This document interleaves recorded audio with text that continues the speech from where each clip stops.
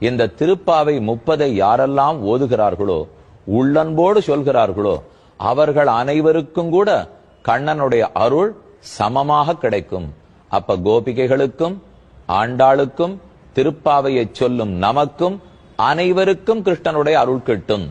அந்த பலஸ்ருதி, எந்த ஒரு பிரபந்தம் முடியறதுனாலும் இன்ன பலம் கிடைக்கும்னு சொல்லுவார்கள். அந்த பலஸ்ருதி பாசுரம் தான் இது. பாடலை பார்க்கலாம். 30வது பாசுரம். வங்க கடல் கடைந்த மாதவனை கேசவனை திங்கள் திருமுகத்து செய்யழையார் சென்னிரஞ்சி அங்க அப்பற கொண்ட வாற்றை அணிபுதுவை பைங்கமல தண்டரியல் பட்டர்பிரான் கோத சொன்ன சங்கத் தமிழ் மால 30 தப்பாமே இங்கி பரிசுரைப்பார் 2 மால்வரைத்தோள் செங்கண் திருமுகத்து செல்வ திருமாலால் எங்கும் திருவருள் பெற்று இன்புறுவர் அப்படின்னு சொல்றது இந்த 30வது பாசுரம். திருமாலால் எங்கும் திருவருள் பெற்று இன்புறுவர். இதை விட நம்ம என்ன கேட்க முடியும் ஆண்டாளிடத்தே?